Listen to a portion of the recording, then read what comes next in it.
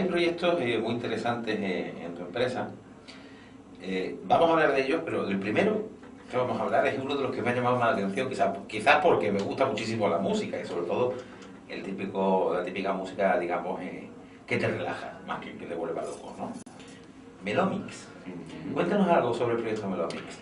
Bueno, Melomix es un proyecto que en principio parece ciencia ficción, pero cuando uno profundiza en la tecnología y en los efectos que realiza la música, pues te das cuenta que todo es real, ¿no?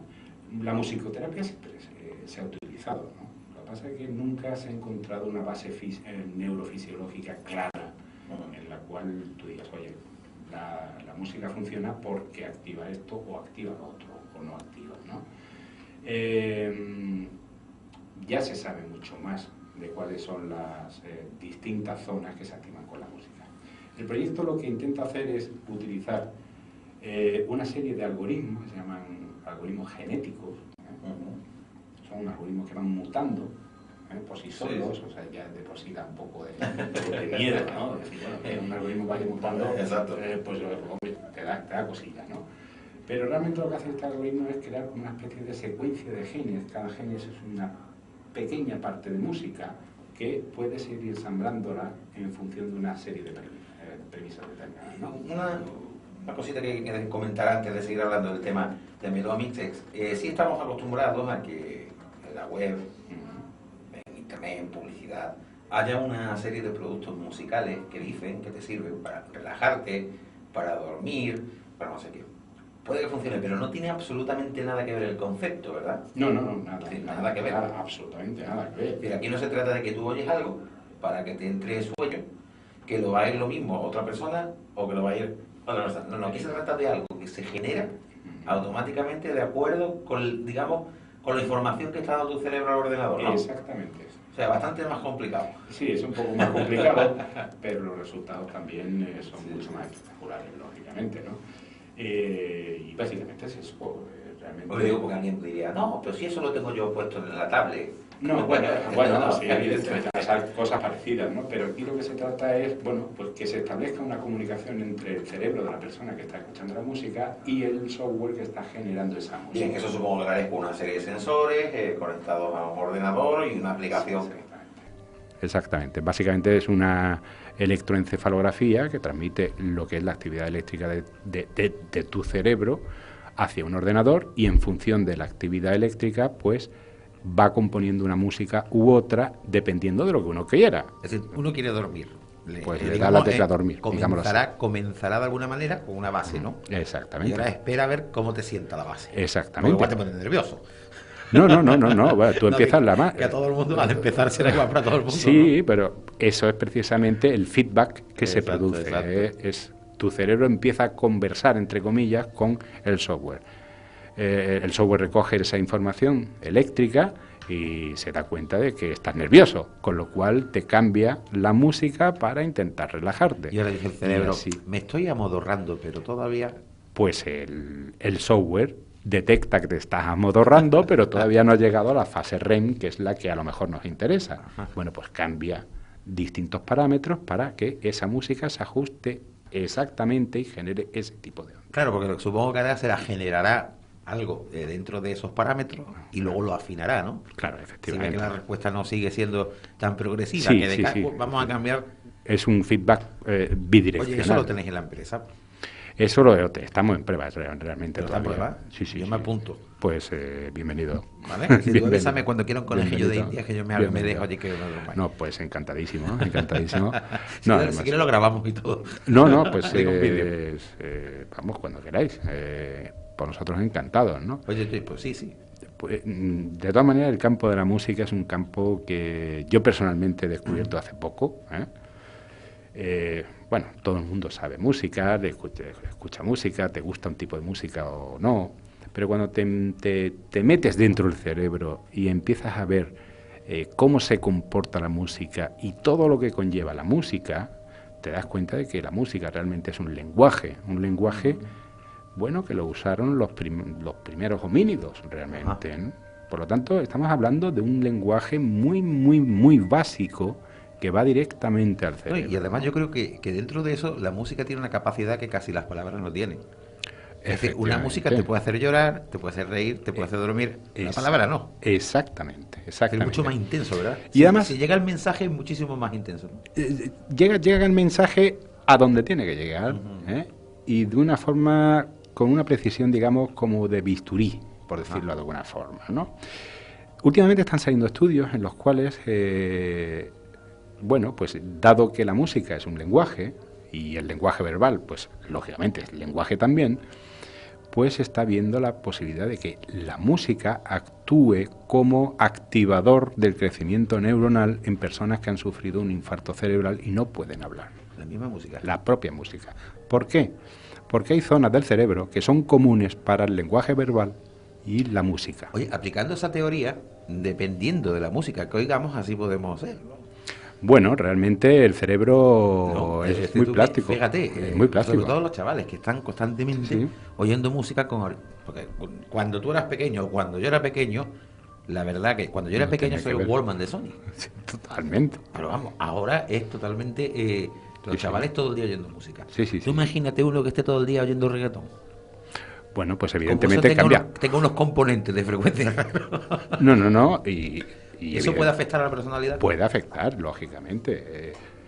Hombre, hay un componente de predisposición personal, claro, lógicamente. Genético también. Genético, hay una base genética, pero lógicamente, hombre, un chun, una música así, pues pone los nervios de punta. Y esos nervios de punta, pues bueno, pues lógicamente hacen que puedas hacer alguna barrabasada, ¿no? Bueno, un ejemplo.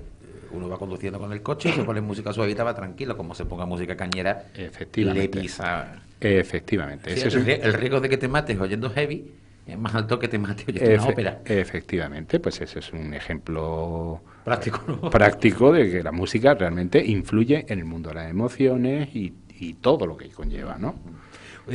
¿Tú crees que los sentimientos tienen frecuencia? Sí. Es decir, que cada sentimiento puede tener una frecuencia determinada y se puede activar o desactivar. Sí, yo creo que voy a dar un paso más allá. El cerebro es como una orquesta donde cada zona es un instrumento determinado y cada instrumento tiene su propia frecuencia y sus propias características. O sea, su timbre, su textura. Exactamente. De ahí que hay ciertas músicas te inspiren a bailar, otras a ser más, a estar más triste o más alegre, o agarrarte más, ¿no? Por ejemplo, ¿no? O sea, hay muchos matices a nivel, sobre todo emocional, ¿no? Es muy curioso, ¿eh? Sí, no, la música es un tema que ya digo, la he descubierto hace relativamente poco y bueno, cada vez que leo un paper nuevo o un artículo nuevo, pues descubro cosas que se queda uno como diciendo, bueno, pues quiero leer más, tiene un poder adictivo muy importante, ¿no?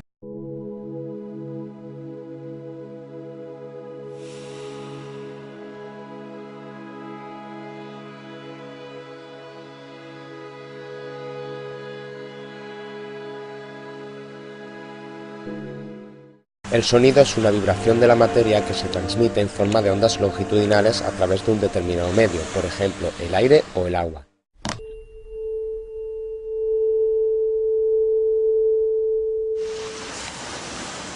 Estas vibraciones, propagadas hasta nuestro tímpano, pueden evocarnos paz, relajación o estrés. Si imaginamos qué sensación nos provoca el tronar de una obra urbana, ¿qué nos ocurre cuando escuchamos música? Una definición física de la música es aquella combinación de diferentes vibraciones conforme a unas determinadas reglas, con el fin de suscitar una experiencia estética en el oyente.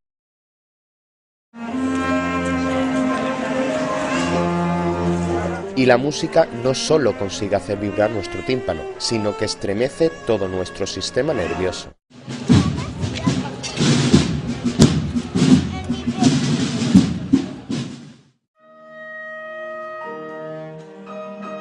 ¿Qué camino toma esta organización estructurada de sonidos para invocarnos tales sensaciones en nuestro cuerpo? Una vez que las vibraciones traspasan el umbral del oído medio, en el tímpano, los huesecillos del oído interno transmiten a la cóclea esta vibración. La cóclea se encuentra recubierta de unas pequeñas células llamadas cilios. Estas, ubicadas topográficamente a lo largo de este órgano, separan el sonido en frecuencias, ayudan a la posterior orientación espacial y lo transforma en impulsos eléctricos.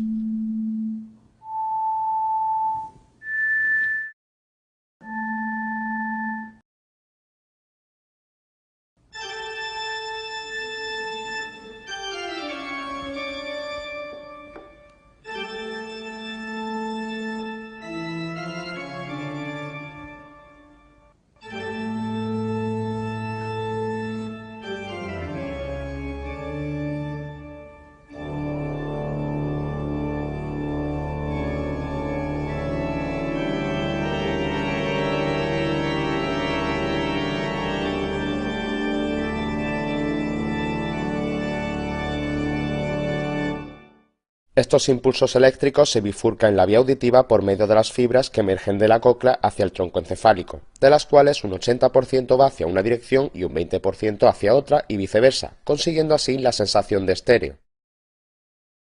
Cuando los impulsos aterrizan en las zonas auditivas del cerebro, que mantienen una topografía de frecuencias como la cóclea, una cascada de activaciones se disparan para poder entender qué está percibiendo.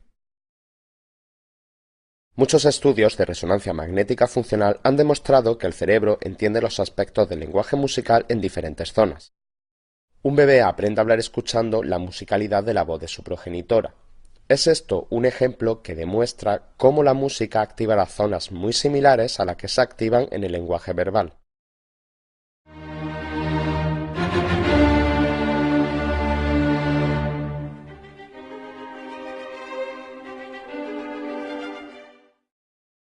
El primero en entrar en acción será el sistema límbico, con su núcleo central, la amígdala, que hará que el oyente disfrute o no de la polifonía que se está escuchando, ya que es una de las áreas relacionadas con las emociones.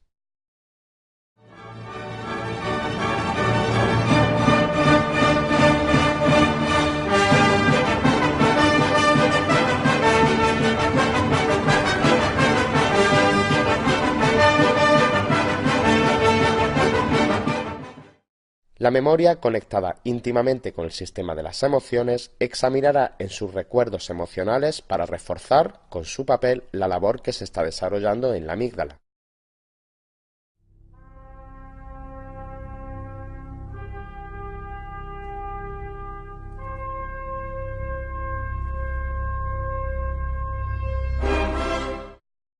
¿Has estado alguna vez bailando en tu cerebro mientras tu cuerpo se mantiene sentado en una silla?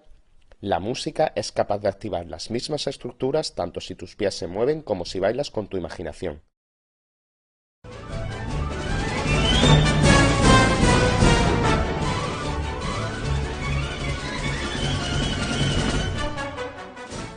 Y además podrás entender el ritmo de lo que está sonando, porque habrá zonas del cerebro dedicadas a ello específicamente.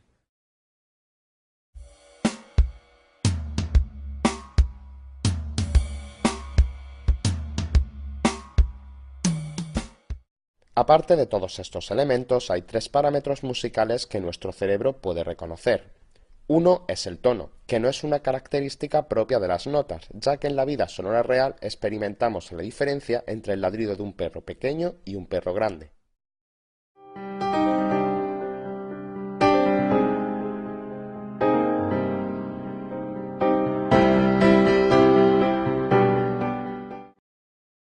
Por último, para hacer una comprensión total del complejo musical, el cerebro sabe separar entre sonidos que suenan al mismo tiempo, o sonidos armónicos.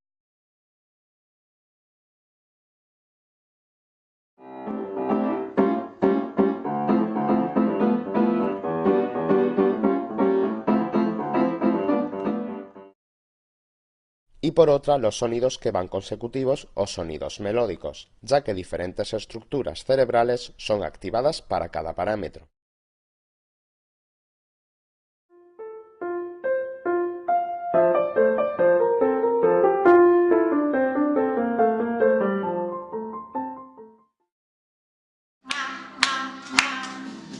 La música nos acompaña desde nuestra infancia.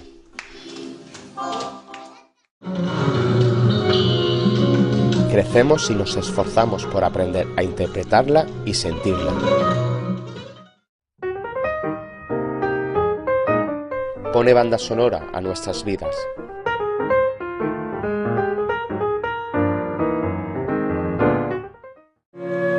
Y es considerada uno de los estímulos más emocionantes que puede percibir el hombre. La hacemos nuestra en los momentos más íntimos. Y hasta en el momento final, el silencio, como un componente más de la composición musical, va a estar presente.